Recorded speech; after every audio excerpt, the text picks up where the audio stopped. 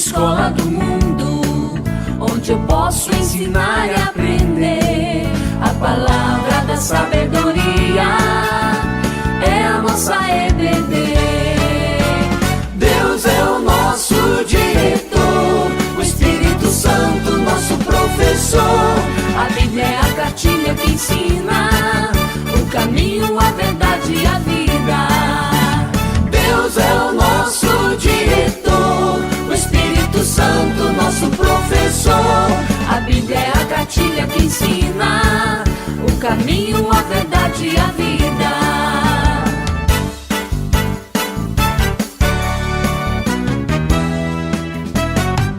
Na manhã de domingo eu estudo, quero mais de Deus conhecer. Acenda a luz para o seu caminhar, venha para a EBD. Deus é o nosso diretor, o Espírito Santo nosso professor. A Bíblia é a cartilha que ensina o caminho, a verdade e a vida. Deus é o nosso diretor, o Espírito Santo nosso professor. A Bíblia é a cartilha que ensina o caminho, a verdade e a vida.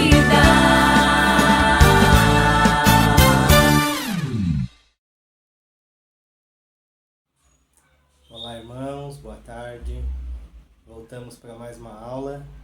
Na semana passada eu não pude gravar essa aula 16 porque aqui em casa eu e a Sara, minha esposa, estivemos com Covid.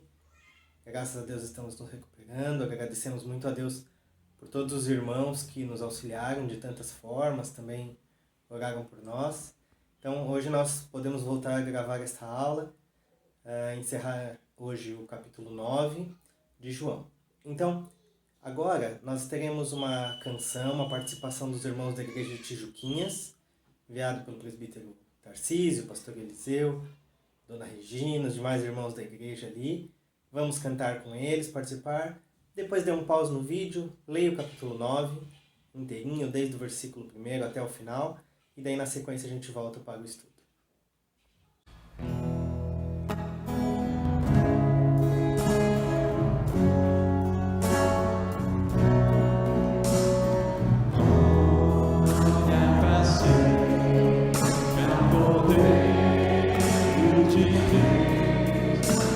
Jesus.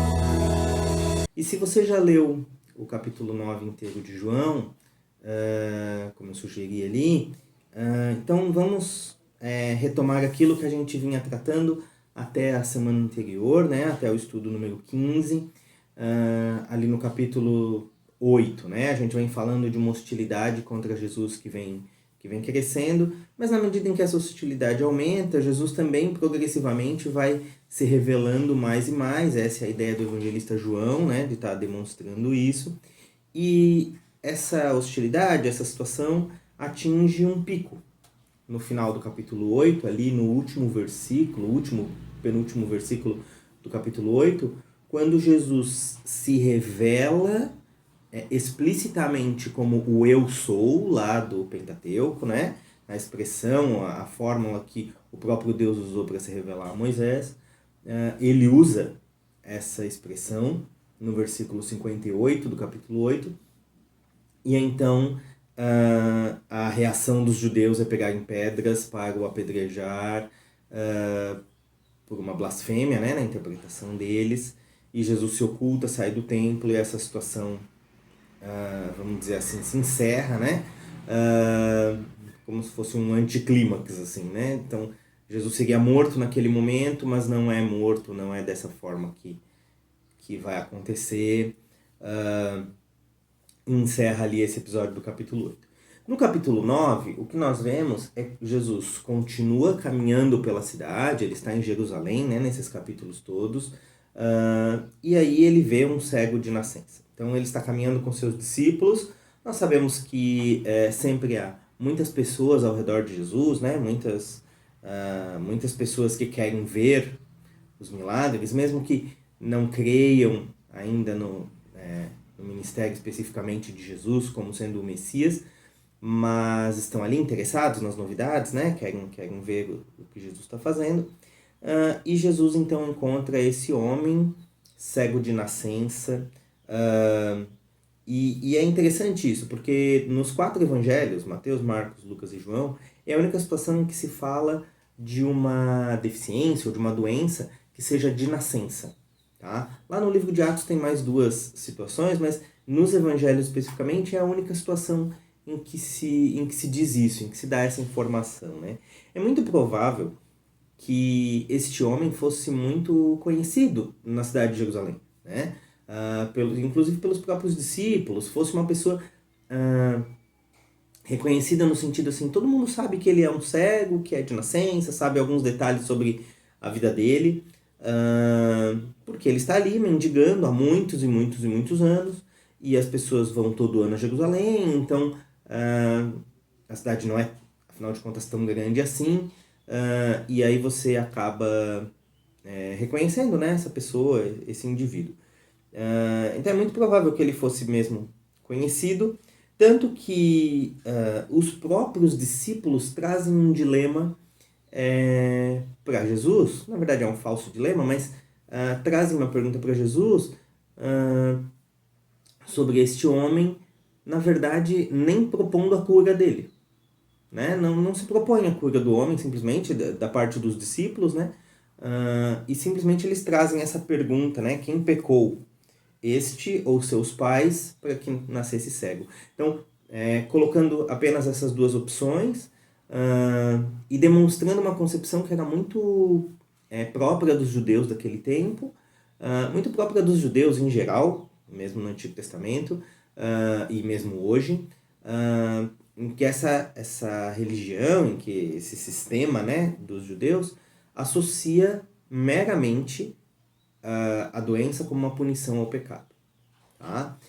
Nós vemos isso no Antigo Testamento, em diversas outras situações ali, inclusive a situação mais emblemática é o livro de Jó, né? Se você já leu o livro de Jó, você sabe que essa é uma discussão muito forte ali dentro, e demonstra duas formas de os judeus entenderem a questão do pecado.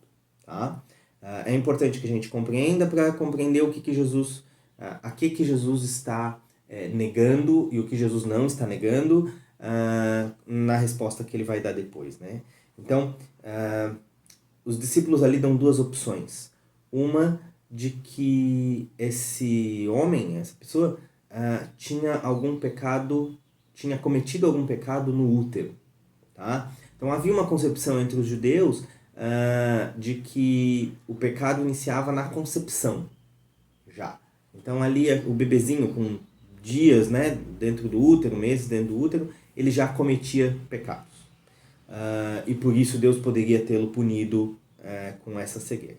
A outra situação é que ele estivesse sendo punido pelo pecado das gerações anteriores. Essa noção do pecado no útero, a gente não encontra base bíblica nenhuma, nós não cremos nisso, né? Que exista isso, e não existe no Antigo Testamento nenhum tipo de revelação associando essa possibilidade. Mas com relação à punição por pecados das gerações anteriores, nós vemos sim no Antigo Testamento, inclusive promessas de Deus dizendo isso, né? Que o pecado dos pais será sofrido, vamos dizer assim, será punido também nas gerações subsequentes. E isso não tem a ver com o que se convencionou chamar, inclusive no Brasil, de maldição hereditária, esse tipo de coisa, mas é uma concepção muito simples e algo muito básico, de que o pecado de uma geração afeta sim todas as outras gerações. O meu pecado afeta os meus filhos e afetará os meus netos. E nós temos consciência disso, nós temos a percepção disso e precisamos recorrer à misericórdia de Deus, porque nós sabemos que qualquer pecado, né, a nossa vida de pecado, tem consequências. Então, um pai que seja omisso por uma série de situações, ou que seja violento, ou que nas suas falas seja agressivo, ou que simplesmente não ensine a Bíblia para seus filhos, por exemplo, né, se mantenha afastado, um pai ou uma mãe, esses pecados terão consequência na vida dos filhos, terão consequência na vida dos netos, e se não for pela misericórdia de Deus, qualquer pecado nosso terá essas consequências. Né? Então, isso não é nenhum absurdo, é algo que sim, nós vemos fundamentação no Antigo Testamento, inclusive nas falas do próprio Deus, mas talvez a gente precise ampliar esse olhar, né?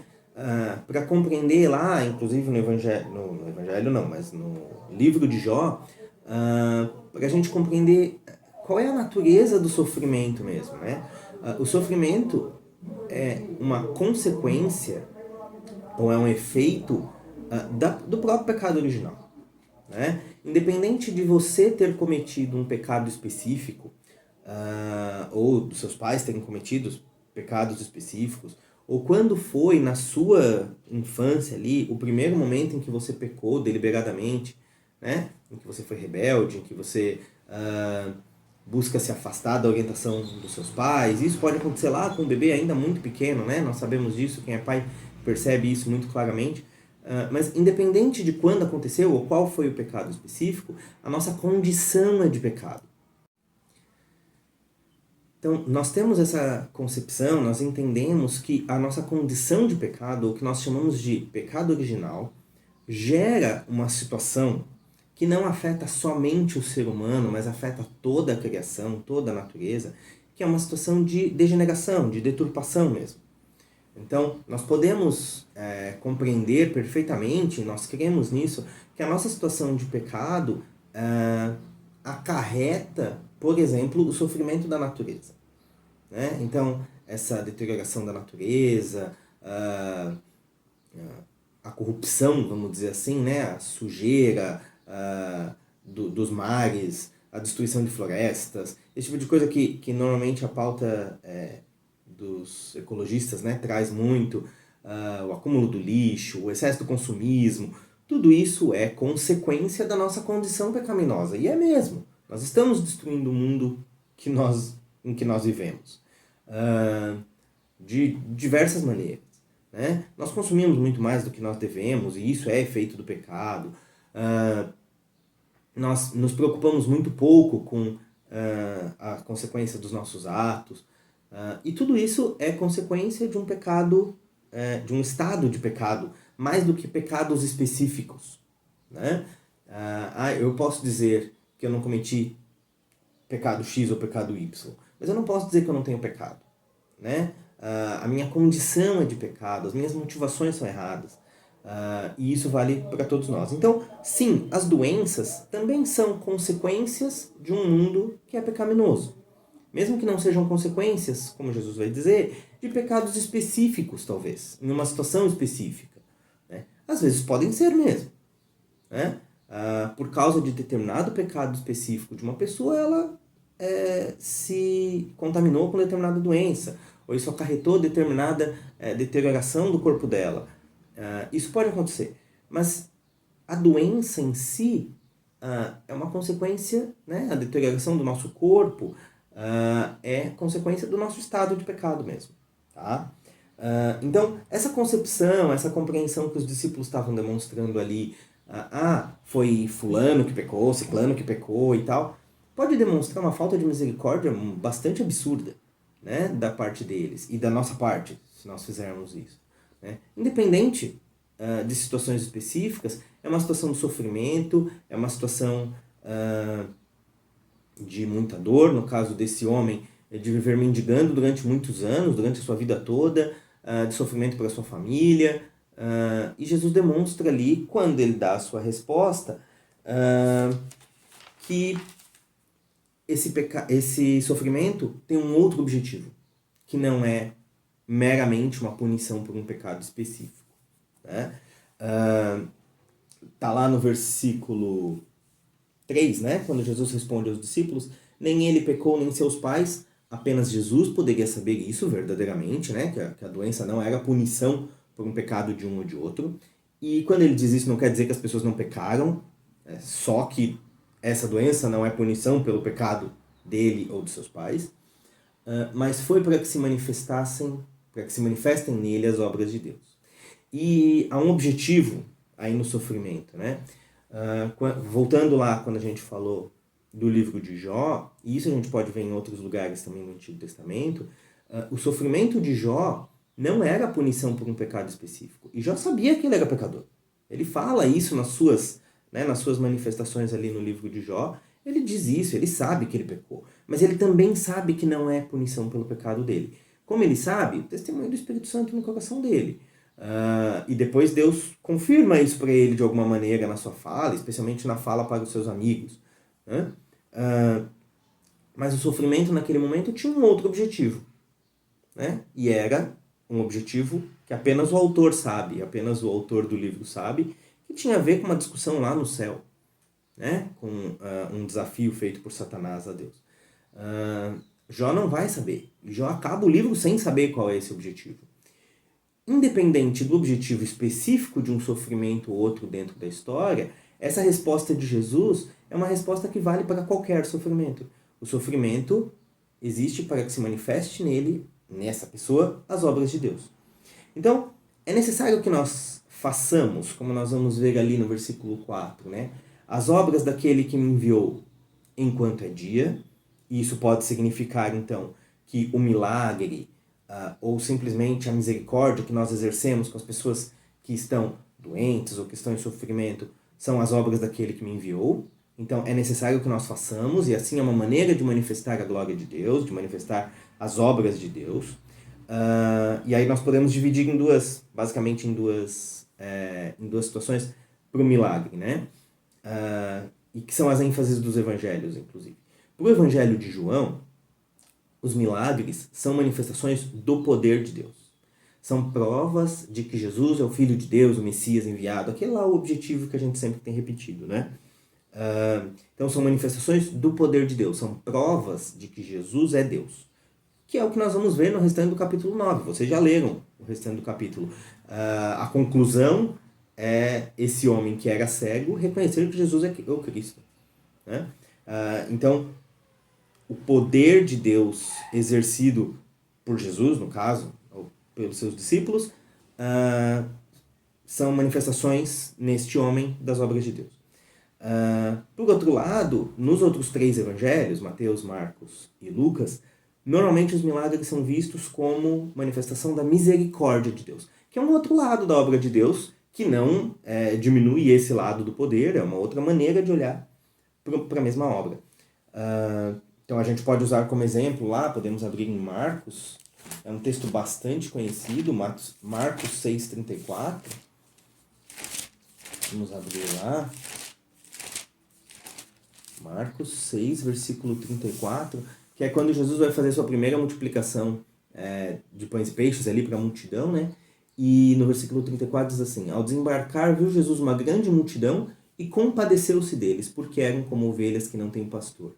E passou a ensinar-lhes muitas coisas. E na sequência, inclusive, ele oferece o pão e os peixes ali para essas pessoas, o alimento físico para essas pessoas.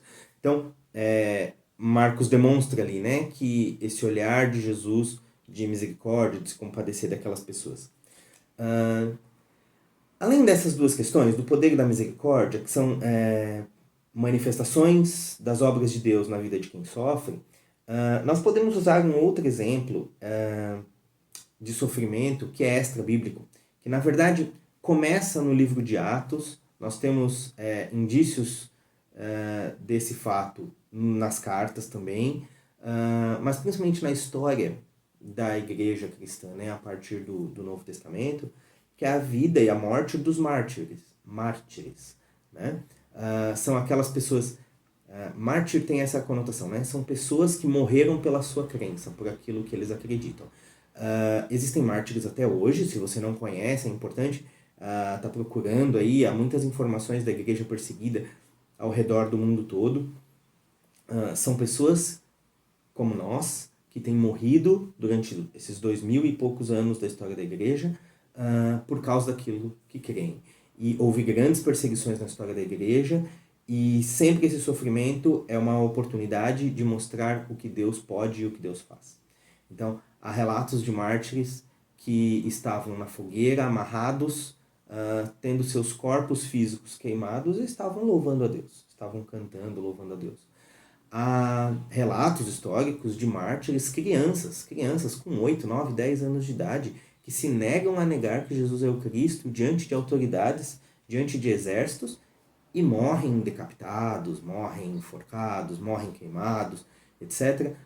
E são manifestações e testemunhos do que Deus pode fazer, né? Seja de mudança de mente, seja de sustento nessa hora de sofrimento e angústia, seja de conforto para o restante da igreja, né? Seja de curas mesmo, milagres que Deus faz, seja de testemunho para toda a igreja, para a história, diante dos principados, das potestades, sejam os reinos físicos, sejam os demônios, diante de quem o sofrimento do ser humano é uma demonstração daquilo que Deus pode e que Deus faz, né?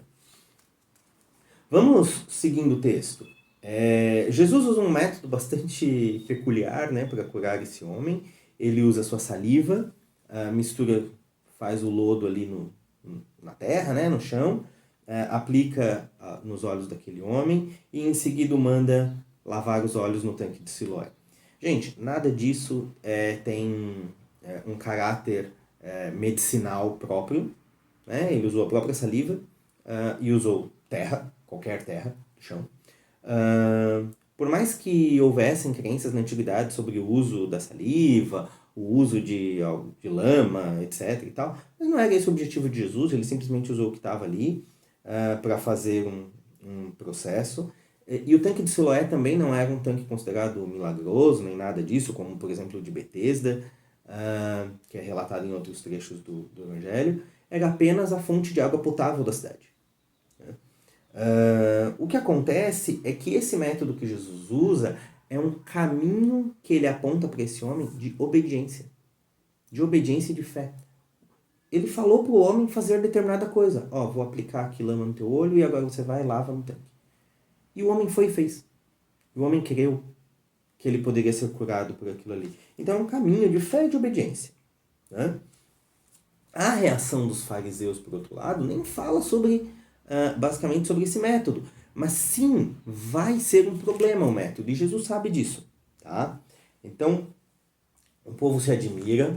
O povo não crê num primeiro momento, ali naqueles primeiros versículos do capítulo 9.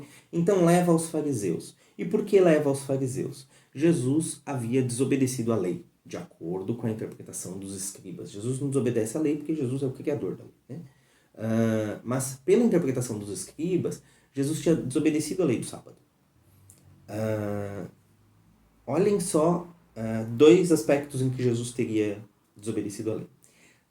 Fazer lodo, então, fazer lama ali, fazer um trabalho, era considerado um trabalho, assim como, vejam bem, arrancar um fio da barba ou do cabelo. Cortar as unhas, um trabalho bastante desgastante. Ou outros movimentos desse tipo. Os judeus esperavam, pela interpretação que os escribas davam lá ao Pentateuco, agradar a Deus por essas minúcias. E isso é um aspecto que já foi muito acusado do Antigo Testamento e que Jesus vai bater agora também, novamente, porque eles procuram achar minúcias específicas. Está dito lá que não é para trabalhar no sábado. Ok, não é para trabalhar no sábado. Agora, disso a não poder arrancar um pelo da barba, não poder cortar as unhas, não poder caminhar tantos metros especificamente ali, a lei não diz isso, porque não é esse o espírito da lei. A ideia não é ficar criando regrinhas específicas que o homem tenha que cumprir até os seus últimos detalhes para agradar a Deus. Não, ninguém vai conseguir cumprir a lei plenamente. O que nós precisamos é reconhecer isso, é reconhecer a nossa imperfeição. Né? A lei serve para nos levar a Jesus, não o contrário. Né? Outro aspecto em que Jesus teria descumprido a lei é sobre a própria cura. Tá? Os escribas haviam escrito, né, livros durante os 1000 anos anteriores ali, de interpretação à lei. E lá na lei diz que era proibido curar, na lei dos escribas, né, na interpretação deles, diz que era proibido curar no sábado. Agora, o que isso significava? Se a pessoa estivesse à beira da morte, ele poderia receber tratamentos médicos. Desde que esse tratamento médico, essa intervenção médica, fosse apenas para que ele não piorasse e morresse no sábado. Mas ele não podia melhorar. Olha o nível o limite que se colocava. Como é que você avalia esse tipo de limite? Né? Que tipo de tratamento você poderia ou não oferecer? Então, a ideia era justamente criar empecilhos, criar dificuldades para que se alcançasse a Deus. Tanto que nós vemos isso, né? Já em outros estudos, e hoje dá para ver de novo nesse texto. Os escribas, os fariseus, na verdade não ligavam muito para o povo. Eles eram líderes muito ruins nesse sentido. Né? Eles estavam se lixando para o povo. A ideia deles é que eles alcançariam, por cumprirem todas aquelas regrinhas, eles alcançariam o benefício de Deus. Né? Agora, o mais importante desse texto, e acho que é o trecho em que nós precisamos enfocar mesmo agora, é a progressão do homem. Deste homem que foi curado. Vamos ver lá. Eu vou colocando os textinhos aqui e a gente vai acompanhando. Né? Lá no versículo 10, quando as primeiras pessoas perguntam para ele, né, como te foram abertos os olhos? Ele relata o que aconteceu. O homem, olha como ele chama Jesus, o homem chamado Jesus, untou-me os olhos e disse, vai ao tanque de Siloé e lava-te. Então eu fui, lavei-me e estou vendo. Ele só relatou. É um homem que passou por aqui e tal. Na segunda vez em que abordam ele, lá no versículo 12, perguntam... na sequência, né? Já no versículo 12, perguntam, tá, e onde está ele? Não sei. Jesus saiu dali, ele não viu, ele foi lá, se lavou, né? Nisso ele perdeu Jesus. Na segunda vez, então, vão abordar ele lá no versículo 15, já levaram ele aos fariseus. Os fariseus, então, perguntam como chegar ele a ver. Ao que ele respondeu, aplicou lodo aos meus olhos, lavei-me e estou vendo. Novamente, uma pessoa fez isso, um homem fez isso. No versículo 17, os fariseus já fazem aquela pergunta perigosa que eles já vêm fazendo, né, em outros momentos. Que dizes tu a respeito dele? Versículo 17. Visto que ele te abriu os olhos. E aí a gente já começa a ver que há um aumento na crença desse homem. Esse homem está sendo interrogado por essas pessoas e ele começa a entender que Jesus não é um homem qualquer. E ele responde que é profeta. Ele é profeta. Então, quer dizer que veio de Deus. Tá? Quer dizer que é um homem que veio de Deus, que foi enviado por Deus. Na sequência, os pais dele são chamados. Né? Vocês leram o texto, os pais dele são chamados. E essa informação sobre os pais deles traz uma novidade, que está ali no versículo 22, quando diz assim. Isto disseram os pais dele, né? Isso que eles deveriam perguntar para o moço mesmo, que eles não iam responder nada, porque estavam com medo dos judeus. Pois estes já haviam assentado, os judeus, os líderes, né? Já haviam assentado que se alguém confessasse ser Jesus o Cristo, fosse expulso da sinagoga. Olha a situação como já está. As pessoas estavam proibidas de crer. É isso que os líderes tinham feito. Os líderes tinham dito que não podiam crer. Porque se alguém cresce, seria expulso da sinagoga. Seria excomungado, para usar uma expressão da Igreja Católica, né? Então, é uma novidade. Mas já há pessoas que estão perguntando, cara, esse Jesus é o Cristo. Já estão pensando isso nas suas mentes. Inclusive, talvez entre os fariseus, porque Nicodemos é um deles que apareceu nos capítulos anteriores, não é mesmo? Vamos seguindo. Então, lá no versículo 24, os fariseus voltam a interrogar este homem e dizem para ele, dá glória a Deus, diz que foi Deus que te curou. Nós sabemos que esse homem aí que você está dizendo é pecador. E olha como ele responde. Se é pecador, eu não sei. Uma coisa eu sei. Eu era cego e agora vejo. Ele já disse que é profeta. E agora ele diz, eu não sei se é pecador. Pecador eu também sou. Pecador as pessoas são. Pode ser. Mas o que eu sei é que eu era cego e agora vejo. Então ele reconhece o poder. Aos poucos ele reconhece que esse poder vem de Deus. Vamos lá para o finalzinho. Lá no versículo 27. Dão a palavra novamente a esse homem. E ele lhes responde, eu já vos disse, não atendestes? Por que quereis ouvir outra vez? Porventura quereis vós também tornar-vos seus discípulos? Então injuriaram e disseram, discípulo dele és tu. Nós somos discípulos de Moisés. Sabemos o que Deus falou a Moisés, mas este nem sabemos de onde é. Então respondeu-lhe o homem, nisso é de estranhar que vós não saibais de onde ele é. E contudo, ele me abriu os olhos. Sabemos que Deus não atende a pecadores, mas pelo contrário, se alguém teme a Deus e pratica a sua vontade, a este atende. Desde que há mundo jamais ouviu que alguém tenha aberto os olhos um homem cego de nascença. Se este homem fosse de Deus, não fosse de Deus, nada poderia ter feito. Olha o banho, a lição que esse homem dá para esses líderes, não é verdade? E ele reconhece. Só que ele foi expulso da sinagoga por dizer isso. Ele foi excomungado da religião dos judeus. Né? E aí Jesus chega. Então Jesus chega quando estes homens expulsaram este homem que era cego.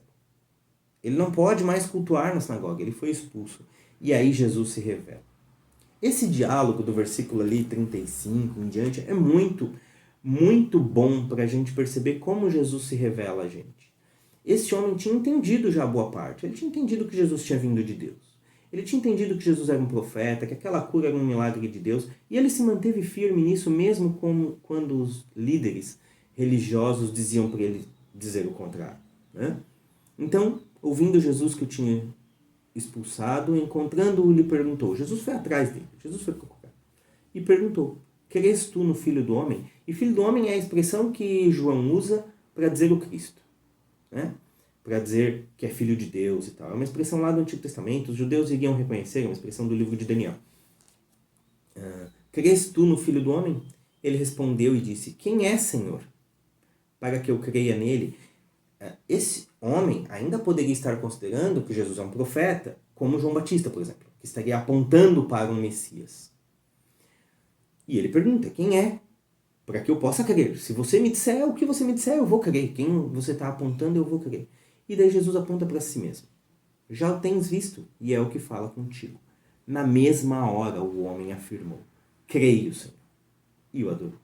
Essa é a reação quando nós vemos o milagre de Deus. Essa é a reação quando nós recebemos a revelação de Deus. Quando nós recebemos do próprio Jesus dizendo, eu sou o Cristo. Creia e adore. Essa é a reação. Jesus se revelou a este homem. Jesus podia ter ido lá na sinagoga. Não, Jesus se revelou a este homem que se manteve fiel. E se manteve fiel no que ele tinha visto, no que ele tinha crido. O milagre serve para que você veja que Jesus é o Cristo. A cura, a provisão de Deus, a bênção servem para que você veja que Jesus é o Cristo, o Filho de Deus. É para isso que todas essas coisas estão relatadas no livro de João. Quando este homem viu, ele creu. Ele creu e adorou. Essa é a relação. Agora, para encerrar. Enxergar e não reconhecer é o que aqueles judeus fizeram. Os fariseus, os escribas, os líderes, mas também aqueles homens que, quando chegavam lá na frente dos fariseus, não diziam que criam, porque sabiam que seriam expulsos, tal. eles não diziam, eles não confessavam. Enxergar e não reconhecer, não adorar a Jesus Cristo, é o próprio julgamento de que Jesus está falando lá no versículo 39 e 40. Né? Prosseguiu Jesus: eu vim a este mundo para juízo, a fim de que os que não veem vejam, e os que veem se tornem cegos. Se você viu o milagre de Jesus e você não confessou Jesus, isso é o julgamento de Jesus sobre você. Pense bem nisso. A reação desse homem cego precisa ser a nossa reação. Se você viu a obra de Jesus, se você viu quem Jesus é, você reconhece e o adora. E você confessa, você diz: você é o Filho de Deus. Você é o Cristo, o Messias. Você diz para Jesus mesmo. Né? Reconhece, e reconhece diante das outras pessoas. Daí. E a implicação é bem nessa ordem. Você vê, você reconhece, você confessa, você diz e você adora. É esse o processo. É para isso que Jesus faz a obra na nossa vida. Quando Jesus nos cura de algo, quando Jesus dá um livramento, quando Jesus faz qualquer coisa na nossa vida, quando Jesus nos sustenta a cada dia, a reação nossa precisa ser reconhecer, confessar e adorar. Essa é a mensagem de Jesus no capítulo 9. Essa é a mensagem que João está tentando nos mostrar. Vamos orar para encerrar? Senhor nosso Deus, muito obrigado por mais uma semana em que nós podemos ver a Tua obra, em que nós podemos ver o ministério de Jesus na terra através dos olhos de João e reconhecer que Jesus é o Cristo, o Filho de Deus, o Messias prometido, que veio para nos salvar, que veio para fazer a obra redentora que nós precisávamos, Pai. Que nós não sejamos cegos, Pai. Abra os nossos olhos para que nós possamos reconhecer a Tua obra, o Teu ministério cada dia nas nossas vidas. E que a nossa reação seja confessar e adorar o Teu nome, Pai. Em nome de Jesus. Amém.